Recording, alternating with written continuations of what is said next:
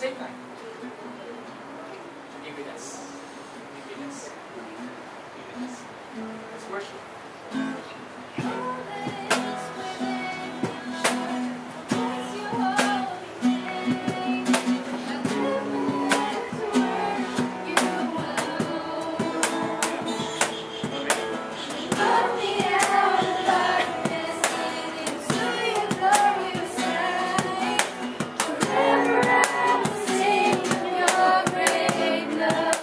Let's sing from the top.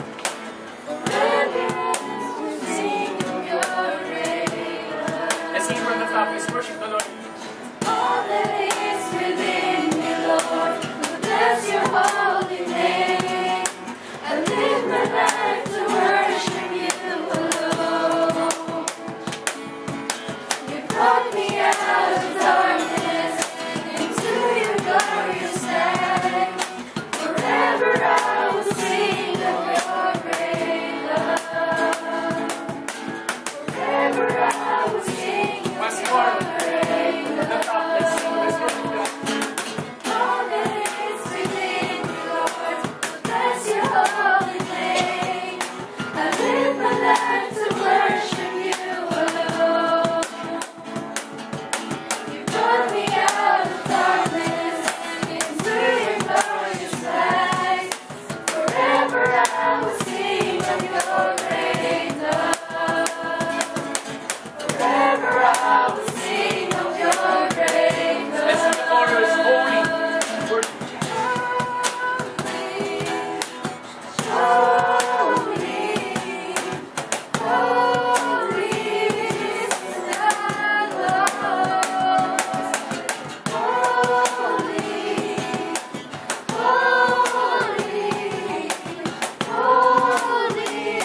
Once more. Let's sing the chorus. Holy is the Lord.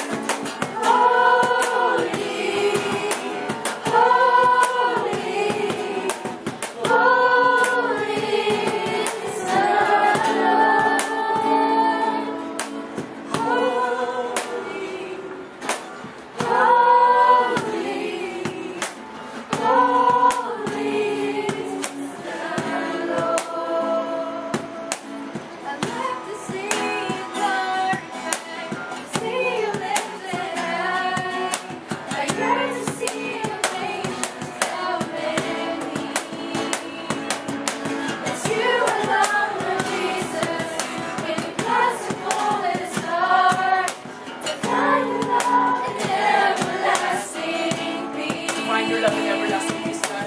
Find your love in everlasting peace. In your heart, in your lips. Let's sing the chorus. Let's worship God. Thank you, Jesus. With the angels singing. Holy, holy is the Lord. Holy, holy, holy is the Lord. Holy,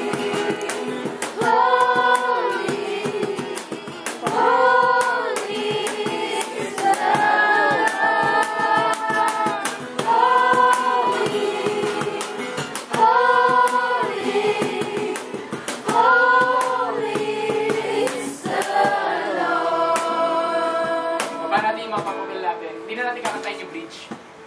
We're just going to sing the chorus once more. And as you sing the chorus, Lord, I pray that spiritual ears be open, that they may hear the heavenly sound. Thank you, Lord. Maring iba rito, may maririnig ka na bukod sa atin, iba pang kumakanta. Tanggapin mo yun. It's from the Lord. Okay? There's something supernatural, hindi mapapaliwanag to. But si God ay isang supernatural God. So, we're going to sing once more yung holy as a declaration of His greatness, of His hope. Kung sino siya. Kung sino siya. Thank you, Lord Jesus. Let's worship the chorus. Let's worship God. The chorus. Holy,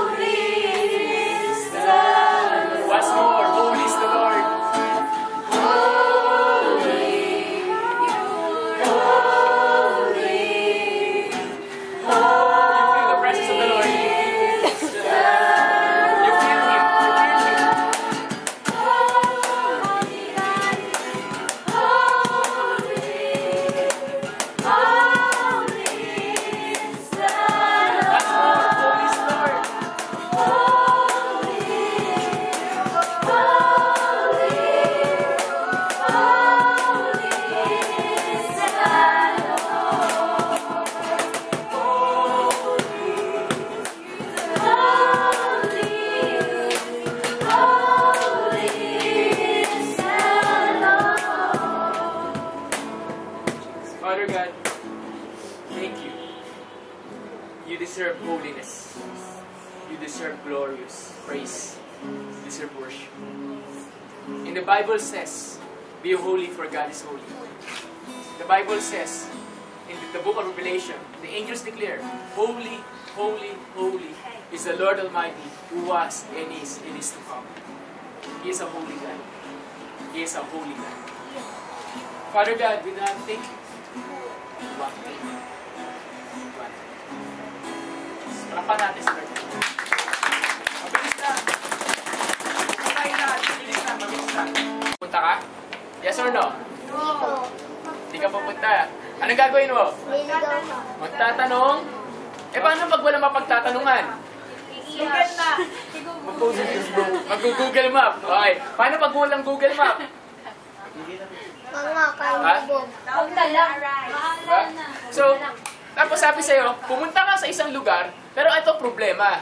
Yung, malaki na ang problema yung, may alam kang lugar na pupuntahan, tapos hindi mo na alam papunta. Problema na nga yan, diba? Yan, point A, pupunta ka sa point B. Ito yung sinabi sa ni God kay Abraham eh. Pumunta ka sa lugar na to. Saan? Blank. Pupunta ka? Anong gagawin mo? Pag sinabi ni Lord sa'yo, Charlie, punta ka doon. Anong tanong? Saan doon? Ha? Paano magsabi sa'yo, Bernadette, punta ka rito. Saan? Saan yan? Ay, idea kaya, di ba? When God commanded you something, sometimes, clueless. Tama? Hindi mo alam saan yung ending, hindi mo alam saan papunta. Tama ba? Just like this church.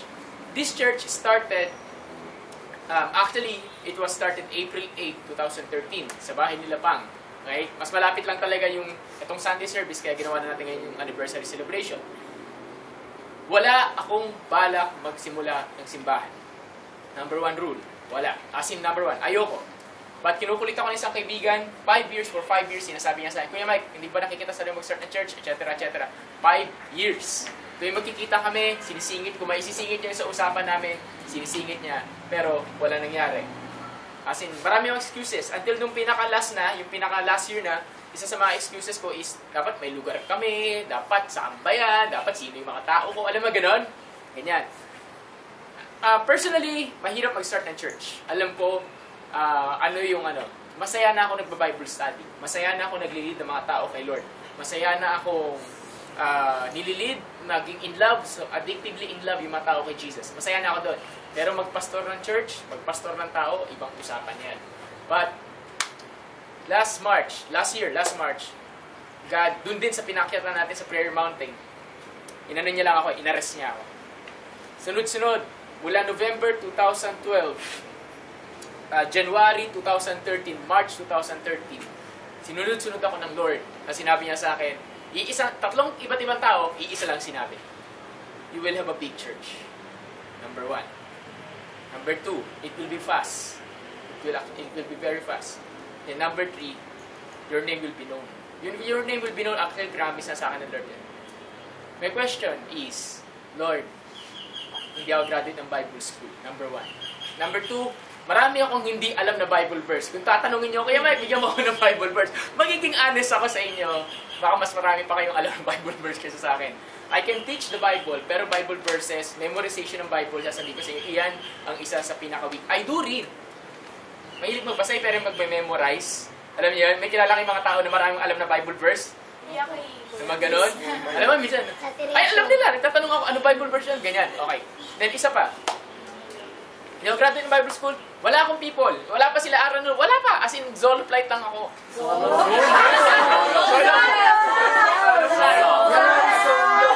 flight lang ako. Wala sila araw nun. Wala lahat. Si Kuya Rap, kinukulit ko. Pero ayaw niya rin. Ayan, si Kuya Rap, magkugat na rin yan. Ay? So alam nyo, kung nauugatan na kayo kay Kuya Chris nyo, mas ugat pa yan. Ano ka? Okay. So, ano ibig sabihin nun? I have so many reasons, valid reasons, why not to start a church. Tama? Then, wala na eh. Sabi nga, pag si Lord ang nag-arrest sa'yo, wala kang choice kundi mag-obey. Tama? So, pinush niya ako to the edge. Kinabukasan, I'm asking God, Lord, marami ito. Lahat ng excuses nilay down ko sa Kanya. Overlooking yung Manila sa taas ng bundok. Lahat ng excuses binigay ko sa Kanya. Iisa lang sinagot niya sa akin. Cannot I use the foolish to shame the wise? And can't I use the poor to shame the rich? Can't I yet use the weak to shame the strong? Hindi ba pwede gamitin ang mga mangmang, ang mga mahihina, ang mga mahihina para ipahiya ang mga matatalino at ang malalakas. Para sinasabi niya sa akin, hindi naman yung sinasabi sa akin mangmang ka, hindi naman sinasabi sa akin mahina ka. Okay. Pero ang point lang ng Lord, ang dami mong reason eh. Hindi ko ba pwede gamitin yan? Yung mga tipong, kailangan ba complete knowledge? Kaya nung umakit kami, alam nila Shally yun. May ini-interview ako nung nasa gate pa lang at talagang pinaglalaban niya. Dapat, graduate ka ng 4 years, ganyan. Sabi ko, medyo debatable na to. Medyo, ayoko makipag-ano nito. So, ginamitan ko na ng connection. Kilala ko si kilala ko yung dito, kilala ko yung dyan. Tumahimik. Sa Prayer Mountain kasi may mga connection ako doon, may makilala ako doon. So, exactly, and I obey the Lord. And here we are, 1 year after obeying God. Hindi ko nga na-imagine na mag-1 year to. First month, gusto ko na mag-quit. Pangalawang month, gusto ko na mag-quit. Pangatlong month, gusto ko na mag-quit. Pang-apat na month, nag-iisip-isip na. As in, I was asking Lord, is this the right thing? Is this the right thing? Are we doing the right way? Alam nila yon. Ilang iyak. Sabi ko nga, sinisisi ko nga minsan dahil sa church, nasira yung skin ko eh. Alam mo yung gano'n? Nagkabulutong ako dahil sa church. Then, honestly speaking, doon lang talaga ako nagkabulutong. Never ako nagkakabulutong, doon lang nagkabulutong. On our second month, bago ang aming first overnight prayer mountain. Then, ang dami kong dahilan. Kasama na dyan yung mga mood swings ng puro babae. Nakikita nyo na, puro babae kayo, di ba? Sama na dyan yung mga mood swings. At saka tutak ng mood swings. Alam niyo yun? So, mas madali difference ng Bible study sa church. Bible study, kita kayo once a week, kamustahin mo siya, okay na. Tama? Hindi mo na problema, kamustahin siya lagi. Pastor, 24 hours, dapat at least nasa utak mo. Kahit ayaw mo siyang pansinin, ayaw mo siyang pakiramdaman, pinaparamdam siya sa ni Lord. Kaya pastor, ang pagpapastor, mahirap ang trabaho. Diba? Kasi konting mood swings lang, konting mawala lang, troubled ka na. Nag-iisip ka na ng paranoid ka na kung ano-ano mga iniisip mo. Kamusta kaya itong taong ito? Ganyan-ganyan. So, hindi madali. Nakaka-stress ba magpastor, Kuya Mike? Ay, nako. Okay? So, pero honestly speaking, kung uulitin ko and God will allow yung history, marirepeat, uulitin ko itong ginawa. Not simply of obedience. Because pinost ko sa Facebook kanina umaga, it's been an adventure. It's been an adventure. Why? Diba? Bakit adventure? Kasi sa adventure naman, hindi naman yan Ang adventure boring pag walang mga thrill. Walang suspense. Walang risk. Walang danger. Tama? Yes. Diba? Walang challenges. Walang problems. At lalong-lalong, walang makaaway. Walang opponents. Walang kontrabida. Sa pagkakataon na to, ako yung bida. Siyempre si Lord. Sino yung kontrabida? Yung mga mood swings. Yan. Yun. Hindi ko wala sinasabing tao Yung mood swings. Yung temperament. Yung mga ganon. So, honestly speaking, kontrabida, una namin tinuring na kontrabida yung ulan. Number 1 yun. Kaya kanina nung umulan, sinabi ko, ay talaga, anniversary natin, summer, umuulan. Tapos sa tinagal-tagal namin dito, ilan ba na ba tayo dito sa venue na to? 4 months na. Ito na yung pinakatagal na venue. Magpa-pipe. Nagsimula kami dyan. Yan, sa Sangken. Yan. Yan. Tapos biglang umulan, una nagsimula kami sa McDo, then Sangken. Then meron pagkakataon na sabi namin, ay, okay, naging successful yung first meeting sa Sangken. Sangken ulit the next week. Ang kaso, ganda ng practice ng morning, kinakapunan, biglang umulan. Doon, nandun kami sa stage. Kaso pinagtripan kami ng ulan. Yung ulan umiikot. Alam mo yung pwede naman siya isang buhos lang o isang linya lang. Hindi talaga. Pumunta kami dito, bigla yung hangin nandito, sa gilid, lahat. Alam mo, pinagtripan. Naalala ko doon yung isang tao doon eh. Yung tipong talagang todo yung ano niya, yung reklamo niya eh. Yung sobrang taas eh. Alam mo yung highest level. But doon kami yun ang una ding lesson tinuro sa amin ni Lord about character. About character. At dahil doon, 65% simula nung araw na yon, 65 to 70% nung first 6 months, umuulan. Alam mo, ang ganda ng araw, magpipreach ka na, uulan na. So every time mag-meet kami, nung wala pa to, iniisip namin, Lord, titingnan ko muna yung weather report. Honestly, titingnan ko yung weather report. Oo, ulan ba? Ganyan. And honestly speaking, it's a sign. Bakit umuulan, Kuya Mike? Tulad ng nangyari kanina, it's a prophecy. Binigay sa akin isang word. Yung isang word na nakita sa akin ng word is, nagpipreach ka, habang nagpipreach ka, umuulan. Pero yung ulan na yon is the outpouring of the power of God. Binubuhos ng Lord yung kapangyarihan niya sa church na to. Amen ba? Amen. Ano ibig sabihin ng Kuya Mike? Dahil ba sa'yo? Hindi. Kahit wala ako dito, kahit kayo lang dito, bubuhos niya. Ibig sabihin, tingnan mo yung katabi mo, pakisabi niyan sa katabi mo, damay ka doon. Babay ka doon. Damay-damay na yun. Ano ibig sabihin damay-damay? Damay-damay na Yung nangyari kay Mau kanina, hindi lang siya yun. Abangan niya yung panahon niya. Yung nangyari sa inyo sa Prayer Mountain, wala pa yun. Abangan, ano lang yun? Point 1. stepping stone. Point 1 lang yun. Kuya, may point 1 lang yun. Ano yung 1? Eh kuya, hindi ako kami nakakapunta ng Prayer Mountain. Ito yung sinabi ko sa mga hindi nakapunta ng Prayer Mountain, tulad nila Ray, nila Carla, kahit gusto nila pumunta. Alam nila kung gaano ko sila tinutulak. Wala sa lugar yan. Nasa puso. Kahit nasa bahay, kahit nasa CR ka. Kung gusto ko ni Lord, kung gusto mo, pwede ka magkaroon ng encounter sa CR. Amen ba? Amen. Gusto mo ba yun? Amen. Kanina, Casey, halika rito. Halika rito. Lapit mo si Casey. Sige, hindi nakakain. Di ba na nakikita naman kami? Halika rito. Halika rito. May nariman sa'yo. Nice, Casey. Mag-extend ako konti ah. Thanks yan. Si Casey, kanina, Lord, bakit nandito na si Casey? Di kinakanta natin yung Holy is the Lord. Yung holy, holy, holy is the Lord. Alam yung kanta, holy is the Lord, di ba? Yun ang sample. Yun ang tanging kanta na nakabisado nila. Hindi nila kabisado yung verse, kabisado nila yung chorus. Yung kanta. At talagang alam mo yung kanta nila, yung bigay todo, kahit sabihin na natin hindi talaga siya blending, pero alam mo yung bala sa bata, alam mo yung... Pag-chorus Pagka-verse, mahina. Pag-chorus, lumalakas ito, holy is, gano'n. Kasi, tingnan nyo mamaya, pag kinanta natin, holy is the Lord. Anong point nun?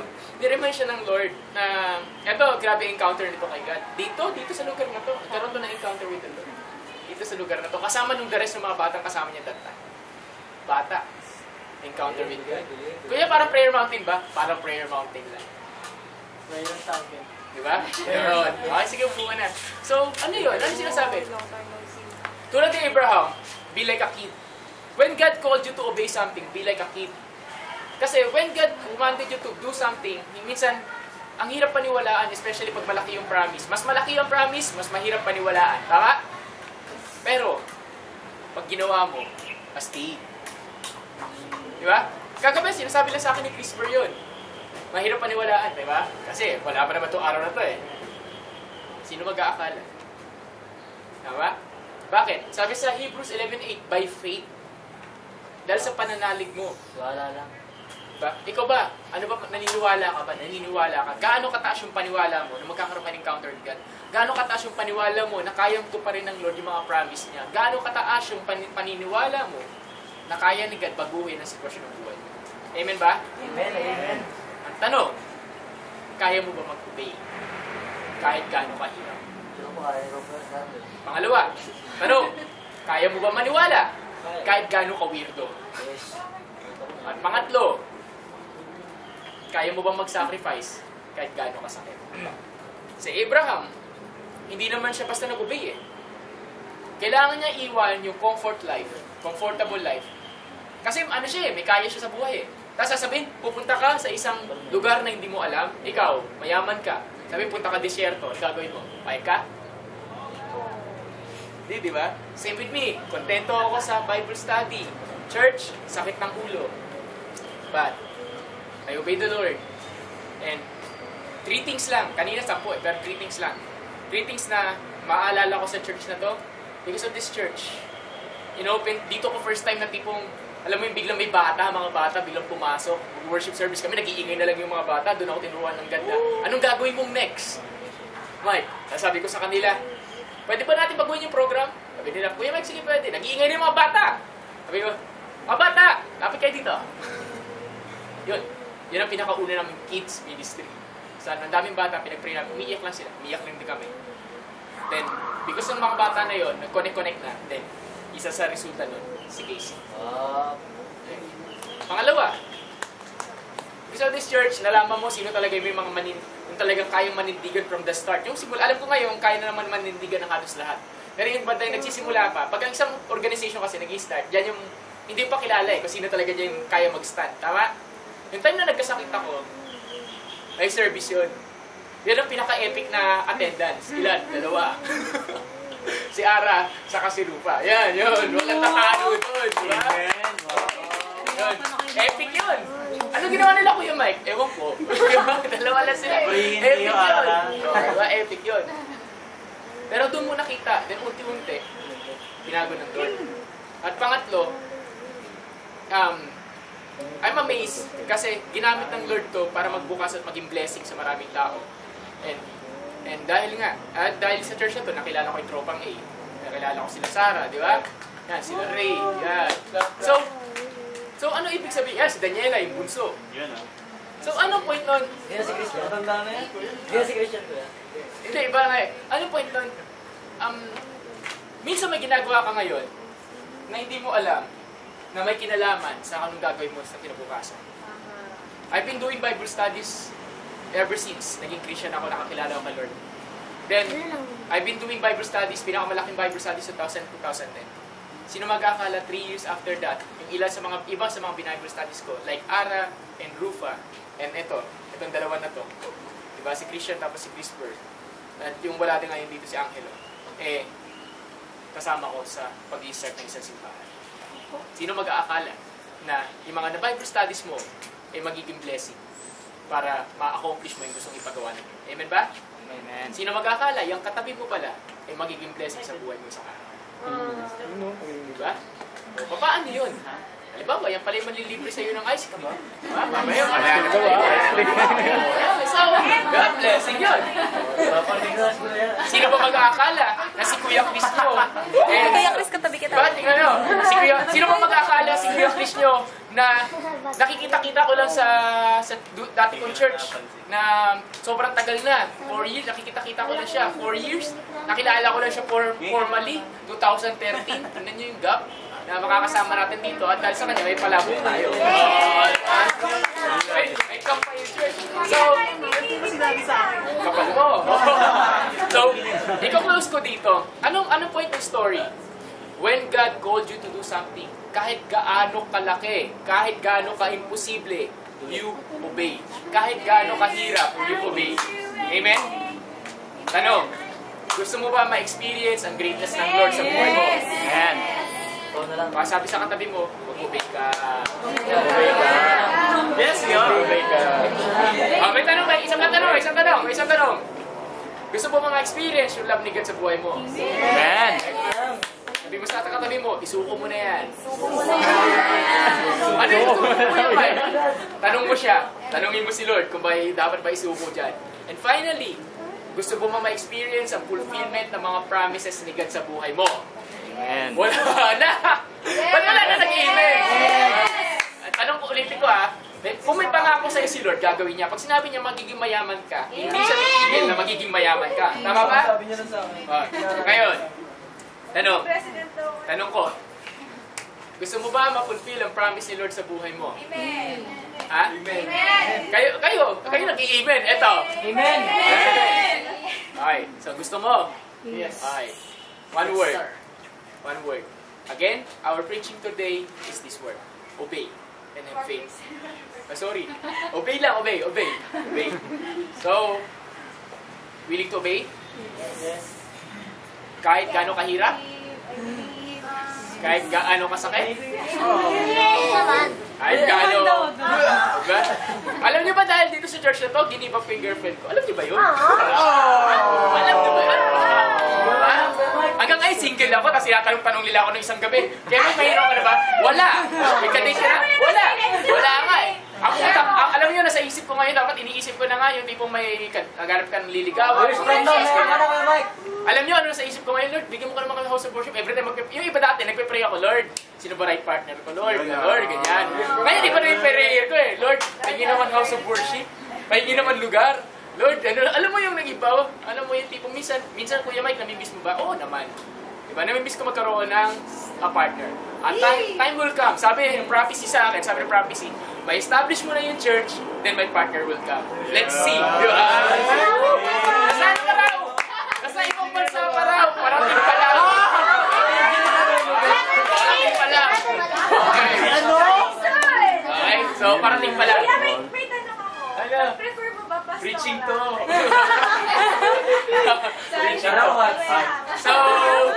So, God reserved the best. Amen? And natin dito, I invite everyone to stand. Let's just go. Ready. Gitara lang. Lang po. Bala ka. Parang si Aljo. Walang nangyari. Okay. So, this is what we're going to do. Okay? One way to honor people. Ito hindi nila to. Yung pitong nakasama ko, simulang-simula, tinatawag ko sa harap. Yung pitong nakasama ko. Simulang-simula. Tinatawag ko sa harap. Pito. Okay? Yung pito. Yung simulang-simula. Simulang-simula. Okay. 1, 2, 3, 4, 5, 6, 7, 8, 9, 10. Okay. Yung pito. Ilalan niyo itong pitong to o hindi? Ilalan natin. Ilalan to. Total anniversary natin. Pagbigyan nyo na ako. Okay. Sila, ever since, tinanong ko sila isang gabi, why did you stay? And why will you stay? Alam mo yung tipong, sila lang, ang nakakatawa, dapat ako yung umiiyak. Sila yung umiiyak. Baliktad. Sila yung umiiyak. So, amazing. Hindi ko naman tatanungin doon. But alam nyo, etong pito to na to, I was asking, God, sino ba yung mga tao makakasama ko? Then biglang binigay ng Lord, itong pitong ito out of nowhere. Si Ara. Diba? Dahil kay Ara, nandito yung tropang A. Diba? Pero alam niyo ba, originally si Ara, hindi, talaga, lost communication na kami niyan. Diba? And suddenly, sinabi ng Lord, kausapin ko si Ara. Kausapin ko pala si Ara, sinasabi sa akin, kinuwento sa akin ni Ara, nasa jeep pa lang siya, sinasabi niya kay Lord, Lord, ayoko. Ano masasabihin ni Kuya Mike? Ayoko. And she obeyed. And she obeyed. Siya sabi niya sa akin, Kuya, ayoko, umiyak ako. Pero bakit may sabi sa puso ko, yes daw. Then, she's here. Ayaw niyo ba na she's here? Parang hindi kayo ba? Kaya lang. At alam ko si Ara may ginibap din. Alam ko si Ara may ginibap din. Para kay Lord. Share it! Oy, si Kuya Chris nyo, someone na hindi ko kilala, di ba? And because of him, nag-challenge yung character ko, nag-challenge ang humility, at nag-challenge ang patience ko. Because of what God put him in my life so that I'll have a partner na makatuwang na parang, kasi mahirap yung ikaw lang matanda eh. Diba? Amin dati. Kuya, magpatanda ka na rin. Hindi matanda. Mature. Thank you for the term. Okay. Mahirap yung ikaw lang mature. Okay. So, si Kuya Chris niya, di ba, yung tipong medong kang makakonfide na kasing edad mo. Iba rin yun. Na, halos. Dalawang mas bata ako sa'yo. Okay. Alam niyo, that's amazing. So, because of him, I learned a lot of things. I learned my character, everything. And si Rufa. Dalawa, kung wala si Pang, initially, wala si Bernadette, wala si Mau. Wala si Aljon. Pero, wala si Aljon. Pero honestly speaking, si Pang, kung wala si Pang, walang worship leader muna. Oh. Unang panahon, mga worship leader lang iniisip natin. Ayan, Lista niya. kung wala si Bernadette, ito si Bernadette, ano to, tagal ko nakilala. Ito, wala si Bernadette, hindi matcha-challenge itong word na to. Alam mo kung ano? Yung word na love. Alam niyo bakit? Ito lang may lakas loob sumagot sa akin sa Facebook. Oo. But honestly, she has an encounter with the Lord. She got an encounter with the Word of God. Then, binago yung heart niya. And sabi ng Lord sa'yo, mahalin mo lang yan. Di ba? So, and si Mau. Kung wala si Mau, hindi ko matututunan paano ano tawag dito? Paano makisama sa isang mataray na tao. Take note! Take note! Ako lang daw at tinatarayan, sinusupladahan niya noon. Yun lang. Ang classmate ko siya the first year. Di talaga siya tama. Ayun. But because of her, nagkaroon ng treasure yung church. Because of her. And she's my intercessor. She's my prayer warrior. Si Rachel. Si Che. Alam niyo, si Che. Wala si Che, wala makakasamang tumakbo. Hindi, honestly speaking. Che, siya kasi nire-raise ko na leader para dito sa UP. So, she's graduating now. She's now an alumni ng UP. But pagka...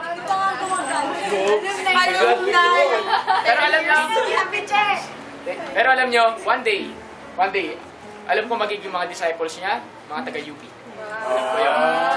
And finally, si Aljon. Sabi nga nila, Yung pogi. sabi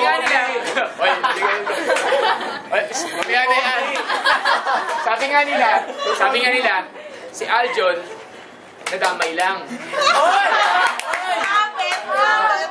Sumabit lang. Kasi originally, ang kakausapin ko ng panahon na si Rupa, saka si Ara. Nasama lang si Ash para sinasabi ka, walang choice. Sana sinabi ko na rin sa kanya, sige bro, sumama ka na rin. But honestly, sino mag-aakala na siya pala gagamitin ng Lord na isa sa mga pinaka-main instrumentalist? Kung wala siya, walang joy yung church, di ba? At ikalawa, ito last na, pag wala ko siya, walang hotness yung church.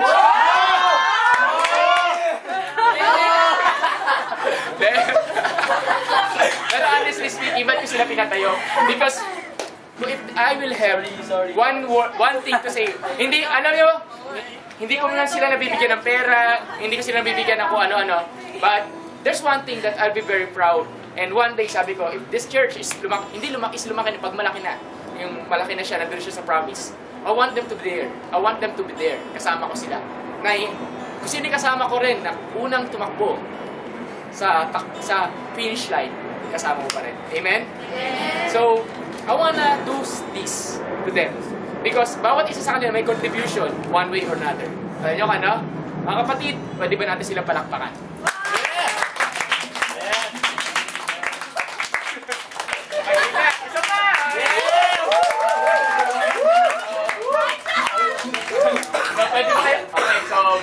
So, makakaupo na kayo? Okay. So, for the rest, hindi pala, tayo lang. For the rest of us, For the rest of us, we're going to pray. And ano ibig sabihin nun? We will be facing another year. At ang word ng Lord, para sa church na to, simple lang.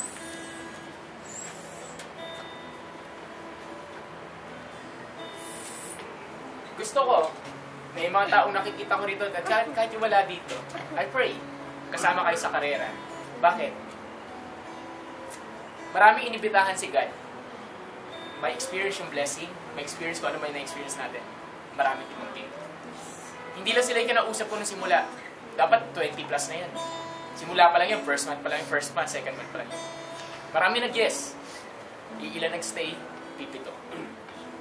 Sila naka-experience ngayon ng mga blessings. Diba? Nakakain kayo ng itolyo kayo. Wala kayong pera. Kuya Mike, gusto rin namin yun. Antayin nyo. Okay. Ano ibig sabihin? God provides. Amen? Amen. So, one word. And iiwan ko tong word na to. And ito ay para sa church at para sa bawat isa na nandito. Sabi dito sa Isaiah 60, verse 22. A little one become 1,000, and a small one a strong nation. Again, Isaiah 60 verse 22. A little one become 1,000, and a small one a strong nation. What does it mean? It means multiplication. It doesn't mean only tayo mag-multiply, but it means every areas of your life. Finances, relationship, open doors, lahat kasama. Encounters, oo. Church, yes. One word I have for this year, 2014, establish. And I believe God will establish us. Father God, I thank you for this time. Lord, maraming salamat po sa oras na to. Lord, as we end this service, as we close this, God, we just want to say thank you. We just want to say thank you for the 1 year of your faithfulness. And Lord, kung uulitin ko to, ulitin ko to. Hindi ko pinagsisisihan na nag-obey ako. At Panginoon, hindi ako magsisisi. Kung sakali ka sabihin mo, Mike, ulitin mo ulit. Lord, maraming salamat po sa bawat isa lang dito. Salamat sa oras na to. And God, just like your promise, we're holding on your promise. Makikita namin ng dalawa naming mga mata yung fulfillment ng promise mo, Lord. Next year, next celebration, bago pa yon, may proper house of worship na. Lord, kompleto na yung setup ng worship team. May keyboard, may drums, kompleto na yan. May aircon. Lord, hindi na kami mauulanan, God. Kahit saan mo kami dalhin, naniniwala kami na ikaw yung nakakalam ng pinaka-the best sa amin. Yes, Lord, Lord. maraming salamat po. Thank you, Jesus. I invite everyone, just lift up your hands right now. I'm just going to pray for you. Father God, for this 1 year, and for the next year, and next years, I'm just releasing your goodness and love, your blessings about this. I'm declaring open doors. Open doors. Open doors. I'm declaring multiplications. And finally, I'm declaring accelerations sa lahat. Thank you, Lord. Thank you. We praise you. We glorify your name. This is great Jesus' name. Amen.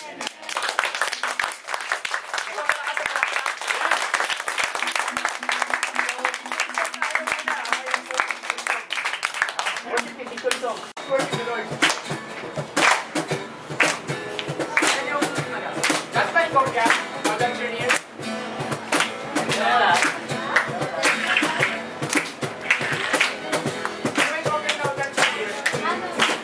Meron na